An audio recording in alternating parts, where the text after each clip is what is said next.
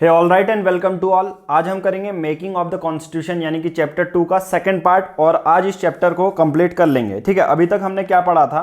देखिए, making of the constitution में हमने पढ़ लिया था कि कहां तक इंडिपेंडेंस एक्ट के बेसिस पे कैसे चेंज आए, ऑब्जेक्टिव रेजोल्यूशन हमने पढ़ लिया। आज हम पढ़ने वाले हैं committees of the constituent assemblies. ठीक है, तो यहां पर से पूरा पढ़ के हुए ये चैप्टर को हम पूरा कंप्लीट कर लेंगे। नाउ आज का टॉपिक रहेगा committees of the constituent assembly. इससे पहले चैप्टर में हमने ये देख लिया था कि किस तरह से कमिटीज बनना स्टार्ट हो चुकी थी, कमिटीज जो कॉन्स्टिट्यूएंट असेंबली है उसके इलेक्शन कैसे हुए, प्रोपोर्शनल रिप्रेजेंटेशन के बेसिस पे, सिंगल ट्रांसफरेबल वोट के बेसिस पे वहां पर इलेक्शन देखने को मिले। जो भी प्रोविंशियल लेजिस्लेचर हैं उन्होंने कॉन्स्टिट्यूएंट असेंबली के जो मेंबर्स को चुना। प्रिंसली स्टेट धीरे धीरे ज्वाइन होना शुरू हुए और प्रिंसली स्टेट जो हुए वहां से जो कॉन्स्टिट्यूएंट असेंबली के मेंबर थे वो नॉमिनेट होके आए। बाकी जो ब्रिटिश प्रोविंस था उस पर लोग जो है चुने गए। ठीक है, ये सब चीजें देखने को मिल गई थी और एट द एंड मैंने पूरा यही बता दिया था कि किस तरह से डिमांड आई। तो आप बताइए कि डिमांड कब एक्सेप्ट हुई, पहला आपके लिए ये क्वेश्चन है। दूसरा आपके लिए ये क्वेश्चन है जो कॉन्स्टिट्यूएंट बॉडी थी, कॉन्स्टिट्यूएंट असेंबली में जो कॉन्स्टिट्यूएंट बॉडी थे उसके कॉन्स्टिट्यूएंट असेंबली के प्रेसिडेंट कौन थे, और कॉन्स्टिट्यूएंट असेंबली का ये भी काम था कि ऑर्डिनरी लॉज को वो बनाए। ओके, तो लेजिस्लेटिव बॉडी में जो प्रेसिडेंट हैं वो कौन थे, आपके लिए ये क्वेश्चन है। ओके, नाउ इतना सब देख लिया तो उसको आगे बढ़ेंगे, बट उससे पहले आप हमारे पेड कोर्सेज को भी ज्वाइन कर सकते हैं। 499 रुपीज में पूरे एक साल तक आपको यूपीएससी प्रीलिम्स से लेके पूरा इंटरव्यू तक गाइड किया जाएगा, जिसमें रेफरेंस बुक है, ऑप्शनल के नोट्स आपको मिलेंगे, डेली के बेसिस पर आंसर राइटिंग प्रैक्टिस की जाएगी, चेक भी किया जाएगा और सबसे इंपॉर्टेंट जो करंट अफेयर द हिंदू के नोट्स होते हैं वो भी आपको पीडीएफ फॉर्म में डेली के बेसिस पे मिलेंगे। अगर आपको ज्वाइन करना है तो डिस्क्रिप्शन में एक नंबर दिया गया होगा, उस पर व्हाट्सएप करना है तो उसके साथ साथ आप सिर्फ मैसेज कीजिए, हम आपको पूरी जानकारी देंगे कि क्या क्या चीज़ें मिलेंगी और कैसे कैसे आपको फोन गाइडेंस मिलेगी। नाउ वीडियो यहाँ तक देख चुके हैं, वीडियो को लाइक कीजिए, चैनल को सब्सक्राइब कीजिए। नाउ आज का टॉपिक है committees of the constituent assembly. अब कमिटी जो कॉन्स्टिट्यूएंट असेंबली में मेंबर तो बन गए थे, अब कमिटी बनाने की बात थी। Constituent assembly appointed a number of committee to deal with the different task of constitution making. Simple सी बात है, कॉन्स्टिट्यूएंट असेंबली में मेंबर होंगे और सभी मेंबर को अलग अलग कमिटीज में बांट दिया गया कि आपका ये काम रहेगा, आपका ये काम रहेगा। ठीक है, अब ये सिंपल सी बात है। अब एक माइंड में आपका डाउट आ रहा होगा कि इस पे हैंड रिटन नोट्स क्यों है, क्यों नहीं है। अब यहां पर हमने देखा कि जहां पर आपको पॉलिटी में, क्योंकि पॉलिटी ऑलरेडी नोट्स के फॉर्म में बनी हुई है, बहुत सारे लोग सिर्फ पॉलिटी के बेसिस पे प्रीलिम्स से पहले लक्ष्मीकांत बुक से ही रिवाइज कर लेते हैं, बट जहां पर पॉसिबल है कि हैंड रिटन नोट्स और छोटा किया जा सकता है तो वहां पर हमने नोट्स बनाए हैं। नाउ तो यहां पर डायरेक्ट फैक्चुअल क्वेश्चन था तो हमने यहां पर इससे पूरा जानकारी ले ली है। ठीक है, अब देखो कमिटीज के बारे में बात आई।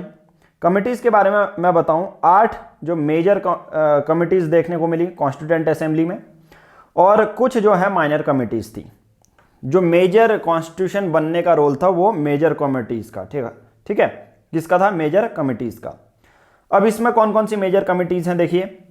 यूनियन, और प्रीलिम्स में ये क्वेश्चन पूछ लिया जाता है, यूनियन पावर कमिटी जो है जवाहरलाल नेहरू के अंदर, union constitution committee Jawaharlal Nehru, provincial constitutional committee Sardar Patel, drafting committee doctor BR Ambedkar. ठीक है, तो मेजर कमेटी ये हमें देखने को मिले, जिसमें यूनियन पावर कमेटी है किसकी?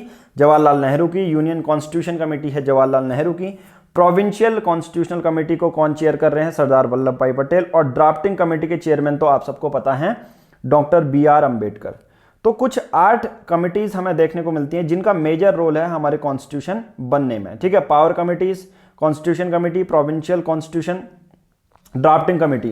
जो मेजर इंपॉर्टेंट जो चीज है वो है drafting committee doctor BR Ambedkar. उसके बाद 5th कौन सी कमेटी है? एडवाइजरी कमेटी, जो कि fundamental right, minorities and tribal और एक्सक्लूडेड एरियाज पे देखेंगे। उसके चेयरमैन कौन थे? सरदार पटेल जी। ओके, अब जो एडवाइजरी कमेटी थी उसकी भी 5 सब कमेटी उसके अंदर थी, जिनमें अलग अलग रोल सबका था। सिंपल सी बात है, एडवाइजरी कमेटी किसमें कि मौलिक अधिकार लोगों के क्या होने चाहिए, जो अभी हम मौलिक अधिकार जो अपने फंडामेंटल राइट एंजॉय करते हैं, दरअसल ये कमेटी के जो चेयरमैन थे वो कौन थे? सरदार पटेल। ओके, ना 5 कमिटीज़ हैं, उसकी सब कमिटीज़ में है। पहला फंडामेंटल राइट है, सब कमिटी के JB कृपलानी। माइनॉरिटीज़ के लिए है HC मुखर्जी। ओके, और नॉर्थ ईस्ट फ्रंटियल ट्राइबल जो एरियाज़ के हैं और आसाम एक्सक्लूडेड और पार्शली एक्सक्लूडेड एरिया सब कमिटी है वो है गोपीनाथ बरदौलई। ठीक है, और excluded and partially excluded area जो है वह है AB ठक्कर। ओके, तो ये हमने कुछ 5 जो मेजर कमिटीज़ देख ली जो कि पूछी जा सकती हैं। उसके बाद 6th कमेटी कौन सी है, देखिए 6th है rules of procedure committee, doctor Rajendra Prasad. ठीक है, किस तरह से रूल्स ऑफ प्रोसीजर का मतलब होता है किस तरह से कानून बनाए जाएंगे और कानून के बेसिस पर अगले, जैसे पार्लियामेंट होती है ना कानून बनाती है, तो किस बेसिस पर लॉ बनाए जाएंगे वो देखेगी रूल्स ऑफ प्रोसीजर कमेटी, किस प्रोसीजर को फॉलो करना है। States committee for negotiating with state, Jawaharlal Nehru, ये बहुत ज़्यादा इंपॉर्टेंट है कि एक ऐसी कमेटी है कि राज्य से कैसे डील करनी है। स्टीयरिंग कमेटी है डॉक्टर राजेंद्र प्रसाद। तो ये 8 मेजर कमिटीज़ हैं जिनके बारे में हमें पढ़ना पड़ेगा कि किस तरह से इनके चेयरमैन हैं और ये चेयरमैन पूछे जाते हैं इनके। ठीक है, हालांकि इतना ज़्यादा अभी डिटेल में डिस्कस करेंगे किस कमेटी ने क्या किया, बट अभी आप सिर्फ हमें क्या याद करना है, ये देखिए ड्राफ्टिंग कमेटी के बारे में जिसके चेयरमैन हैं doctor BR Ambedkar. Okay, now उसके बाद कुछ माइनर कमिटीज़ भी थी जो अलग अलग छोटे छोटे काम करने में लगी हुई थी। हालांकि माइनर कमिटीज़ का उतना ज़्यादा आपको जानने की ज़रूरत नहीं है। फाइनेंस एंड स्टाफ कमेटी है डॉक्टर राजेंद्र प्रसाद। क्रेडेंशियल कमेटी है अल्लादी कृष्णा स्वामी। हाउस कमेटी है डॉक्टर पत्ताबी सीतारमैया, अभी इनके बारे में भी हमें पढ़ने को मिलेगा। ठीक है, एडहॉक कमिटीज़ होती हैं नेशनल फ्लैग में। एडहॉक कमिटीज़ क्या होती हैं ये बता देता हूँ। एडहॉक कमिटीज़ जनरली वो कमिटीज़ होती हैं जो टेम्परेरी वर्क करने के लिए बनती हैं, जैसे ad hoc committees on national flag, कि नेशनल फ्लैग कैसा होना चाहिए, क्या होना चाहिए, कब अडॉप्ट करेंगे, उसके लिए हैं डॉक्टर राजेंद्र प्रसाद। ठीक है, तो ये आप लक्ष्मीकांत से भी पढ़ सकते हैं इसको, और उतना ज़्यादा जानने की ज़रूरत नहीं है। सभी को ऐसा नहीं है कि आपको डिट्टो याद होना ही चाहिए। लिंग्विस्टिक प्रोविंस कमीशन SK दर। ठीक है, अब बट मेजर हमें पढ़ना है ड्राफ्टिंग कमेटी के बारे में। किसके बारे में पढ़ना है? ड्राफ्टिंग कमेटी, क्योंकि मेजर जो कॉन्स्टिट्यूशन फॉर्म हुआ वो ड्राफ्टिंग कमेटी के द्वारा हुआ। ठीक है, मेजर जो कॉन्स्टिट्यूशन फॉर्म हुआ ड्राफ्टिंग कमेटी के द्वारा हुआ। Among all the committees of the constituent assembly the most important committee was the drafting committee, जो कि सेटअप हुई थी 29 अगस्त 1947 को। ड्राफ्टिंग कमेटी कब सेटअप हुई थी? देखिए सभी कमिटीज़ में से 8 मेजर कमिटीज़ हैं, उन सब में से जो मेजर इंपॉर्टेंट कमेटी है वो है हमारी ड्राफ्टिंग कमेटी, जो कि 29 अगस्त 1947 को बनी। अब इस कमेटी का पूरा काम ये था कि हमारा नया संविधान कैसे बनाया जाएगा, हमारा न्यू कॉन्स्टिट्यूशन कैसे बनाया जाएगा, इस कमेटी का वो काम था। इस कमेटी में 7 मेंबर थे। इस कमेटी को इसलिए हम डिटेल में पढ़ लें क्योंकि जो मेजर कॉन्स्टिट्यूशन वाला पार्ट है वो ड्राफ्टिंग कमेटी का ही है। अब इस कमेटी में टोटल कितने हैं मेंबर? 7 मेंबर हैं। अब इनिशियल में 7 मेंबर थे, कोई रिज़ाइन हो गया, किसी की डेथ भी हो गई, हमें देखने को मिलेगा, बट कौन कौन से लोग थे वो जानने की ज़रूरत है। बाकी जितनी भी कमिटीज़ हमने देखी ना यहाँ पर, उनको उतनी जानने की ज़रूरत नहीं है। जैसे माइनर कमिटीज़ हैं या मेजर कमिटीज़ में इतने, यूनियन पावर कमिटीज़ है, यूनियन कॉन्स्टिट्यूशन कमेटी है, प्रोविंशियल कॉन्स्टिट्यूशन है, इनके बारे में उतना जानने की ज़रूरत नहीं है। बट यहाँ पर ये जानने की ज़रूरत है कि कौन ड्राफ्टिंग कमेटी में देखने को मिलते हैं। ओके, जो सबसे पहली है डॉक्टर BR अम्बेडकर, इसके चेयरमैन थे ड्राफ्टिंग कमेटी के। गोपाल स्वामी अयंगर, अल्लादी कृष्णा स्वामी अय्यर, डॉक्टर KM मुंशी। अब इनका नाम बहुत ज़्यादा आपको देखने को मिलेगा कि डॉक्टर KM मुंशी ने ये बोला। ठीक है, सैयद मोहम्मद सदादुल्लाह, ठीक है, ये हैं। उसके बाद जो नेक्स्ट ड्राफ्टिंग कमेटी के बारे में आपको देखने को मिलता है, ये देखिए, ठीक है, जो आपको पढ़ना है, N Madhava Rao, he replaced BL Mitter who resign due to the ill health. अब यहाँ पर भी ये पूछा जाता है कि BL मित्तर इनको रिप्लेस्ड किया, पहले BL मित्तर थे इनिशियल में, ठीक है, माधव राव बाद में आए। फिर उसके बाद हैं DP खेतानवी थे, जो कि 1948 में उनकी डेथ हो गई, उनके बदले TT कृष्णामाचारी, ठीक है, प्रोनाउंस कर लेना अपने बेसिस में। ओके, नाम इनका। ओके, नाउ यहाँ पर हमें देखने को मिल जाता है the drafting committee after taking into the consideration. अब देखिए, ड्राफ्ट जब एक चीज़ बन भी चुका था, एक बार कॉन्स्टिट्यूशन जब बन गया था तो 114 दिन लगे थे, ठीक है, पब्लिक को भी दिया गया वो कॉन्स्टिट्यूशन पूरा कि कैसे कैसे रिकमेंडेशन होनी चाहिए। एट द एंड जो ड्राफ्टिंग कमेटी थी उसने प्रपोजल अपने सब लिख दिए, एक तरह से अपना उसने पूरी तरह कॉन्स्टिट्यूशन बना दिया था। जो पहला ड्राफ्ट था कॉन्स्टिट्यूशन का, पहला ड्राफ्ट का मतलब क्या था, कुछ पेजेज जो इनिशियल होते हैं वो सबसे पहले पब्लिश किए फरवरी 1948 को, ठीक है। लोगों को दिए, the people of India were given 8 month to discuss the draft and propose amendment.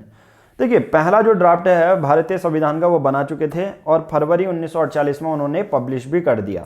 लोगों को 8 महीने दिए गए कि यार चलो आप इसमें डिस्कस कर लीजिए, आपके बेसिस पर कोई चीज़ छोटी तो नहीं है, आप भी अपने अमेंडमेंट प्रपोज कर सकते हो, ठीक है। इसके बेसिस पे drafting committee second draft propose करती है जो कि पब्लिश होता है कुछ लगभग 6 महीने के बाद, अक्टूबर 1948 में, ठीक है। फिर उसके बाद drafting committee took less than 6 month to prepare its draft in all set only for 141 days. 6 महीने के अंदर ये पूरा अब कंप्लीट कर देते हैं, ओके। नाउ अब यहाँ से हमारे हैंड रिटन नोट्स शुरू हो जाते हैं। अब जितना फैक्चुअल था, जितना लर्न करना था वो मैंने सिर्फ देखिए यहाँ पर से दिखा दिया कि कौन कौन सी चीज़ें आपको लर्न करनी थी, यहाँ पर से आपने देख ली, ठीक है। अब यहाँ पर से जो चीज़ें हैं वो अब सिर्फ इनेक्टमेंट कैसे हुआ, इन्फोर्समेंट कैसे हुआ, ये आपको किस में करना पड़ेगा, हैंड रिटन नोट्स में, ठीक है। ज़्यादा ट्राई करो कि जितने ज़्यादा हैंड रिटन नोट्स बन जाएं वो फ़ायदा है, क्योंकि एट द एंड आपका रिवीजन बहुत अच्छे से हो जाएगा हैंड रिटन नोट्स के बेसिस पे, ओके। नाउ अब ड्राफ्टिंग कमेटी के बारे में 7 मेंबर्स थे। कौन कौन से मेंबर्स थे हमने डिस्कस कर लिया। Chairman doctor B.R. अम्बेडकर हैं। अब ड्राफ्टिंग कमेटी सेटअप हुई थी 29 अगस्त 1947 को, पहला पॉइंट ये है, ठीक है। दूसरा, पहला ड्राफ्ट जो कॉन्स्टिट्यूशन का है वो पब्लिश हुआ फरवरी 1948 में, जैसा हमने बुक में भी देखा वो मैंने यहाँ पर आपके लिए रिलीज कर दिया, ठीक है। लोगों को 8 महीने दिए गए डिस्कस करने के लिए। अब मैंने यहाँ पर ये भी शो करना चाहता था कि एक्चुअल में उस बड़े पैराग्राफ को किस तरह से आप यहाँ पर लिख सकते हो। 141 दिन में पूरे ड्राफ्ट को प्रिपेयर कर दिया गया फाइनली, ठीक है। अब मैं बात करता हूँ इनेक्टमेंट की। कॉन्स्टिट्यूशन इनेक्ट कैसे हुआ। Doctor B.R. अम्बेडकर ने जो फाइनल ड्राफ्ट था वो इंट्रोड्यूस किया गया 4 नवंबर 1948 को, ठीक है। फिर जो ड्राफ्ट निकाला गया था उसमें मोशन पास होता। मोशन का मतलब कुछ नहीं होता, एक तरह से वोटिंग होती है कि सभी जो कॉन्स्टिट्यूएंट असेंबली के मेंबर हैं वो सहमत हैं या नहीं, उसी को मोशन कहते हैं। और एट द एंड हमारे कॉन्स्टिट्यूशन को एडॉप्ट कर लिया गया, इनेक्ट कर दिया गया 26 नवंबर 1949 को।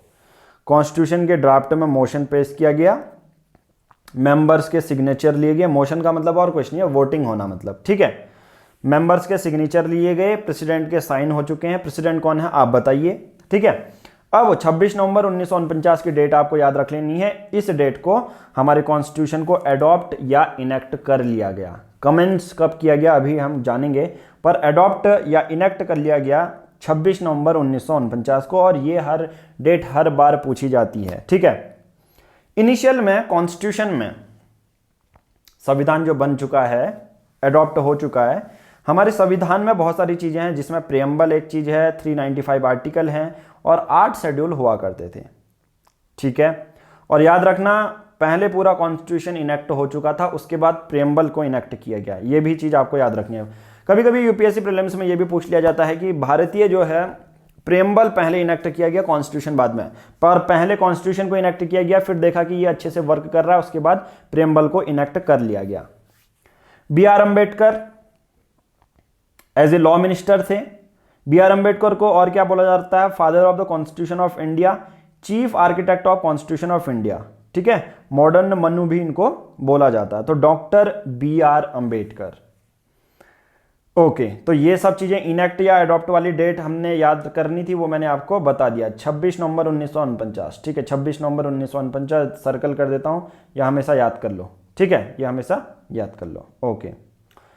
अब उसके बाद इन्फोर्समेंट आता है कि डेट ऑफ कमेंसमेंट कब था। देखो दो चीजें आपको याद रखनी है कि डेट ऑफ एडॉप्शन कब हुआ, इनेक्ट करना या एडॉप्टेड 26 नवंबर 1949, बट कमेंसमेंट कब हुआ 26 जनवरी 1950। अब आपके लिए 26 जनवरी 1950, अब जिस दिन एडॉप्ट हमने किया था उस दिन हमने कमेंसमेंट क्यों नहीं किया, उसके पीछे एक हिस्टोरिकल रीजन है, अभी बताऊंगा मैं।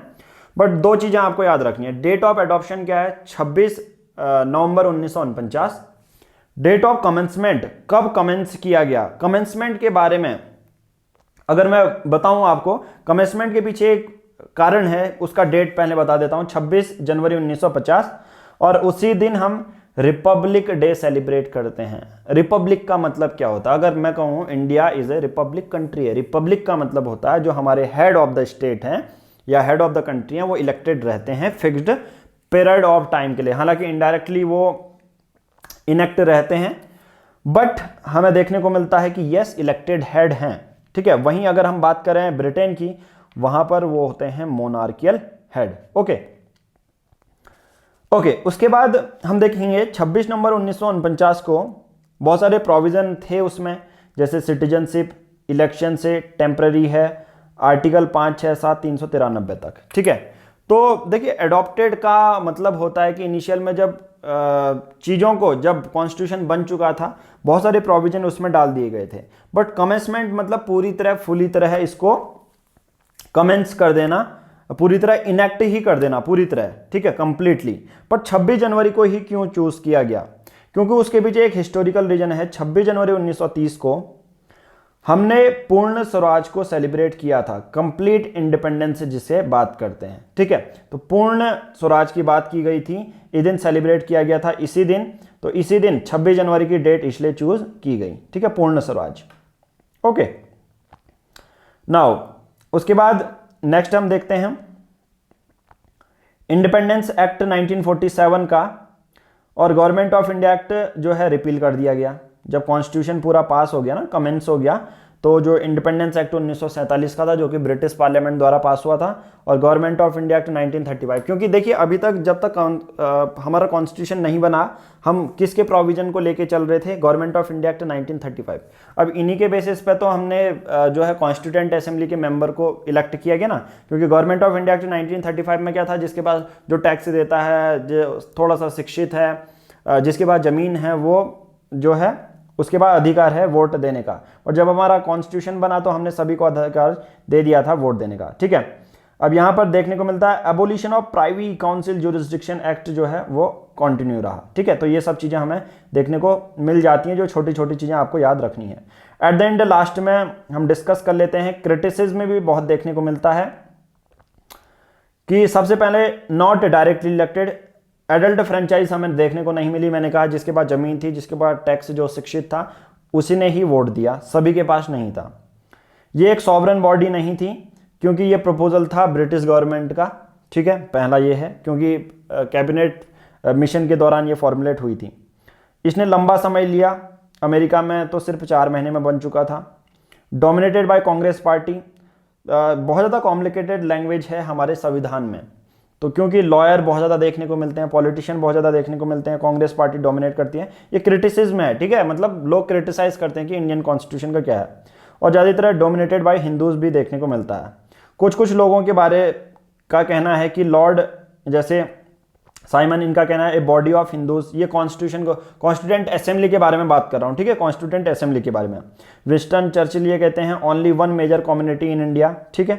इंपॉर्टेंट फैक्ट्स लास्ट में देख लेता हूं। जो एलिफेंट था उसको कॉन्स्टिट्यूएंट असेंबली का सिंबल अडॉप्ट किया गया, sir BN Rao legal adviser थे, ठीक है। और उसके बाद आप लक्ष्मीकांत से पढ़ सकते हैं कुछ फैक्ट जो कि इंपॉर्टेंट उतने नहीं होते हैं। आई थिंक मैं ये आपको पूरा कंप्लीट करा चुका हूं। तो सेकंड चैप्टर देखो, 2 जो लेक्चर में है वो कंप्लीट हो गया हमारा सेकंड चैप्टर। तो आज की इस वीडियो में इतना ही, बट जाते जाते वीडियो को लाइक नहीं किए तो वीडियो को लाइक कीजिए, चैनल को सब्सक्राइब नहीं किया तो चैनल को सब्सक्राइब कीजिए, क्योंकि इसके बाद साथ साथ में आपको यूपीएससी प्रीलिम्स के भी क्वेश्चन जो पॉलिटी वाइज होते हैं वो भी आपको मिलेंगे यहाँ पर, ठीक है। इसके साथ साथ हर एक रेफरेंस बुक यहाँ पर कराई जाएगी। आज की इस वीडियो में इतना ही। बाकी पेड कोर्स से ज्वाइन करने के लिए आप डिस्क्रिप्शन में देख सकते हैं, कॉमेंट बॉक्स में लिंक देख सकते हैं। Thank you.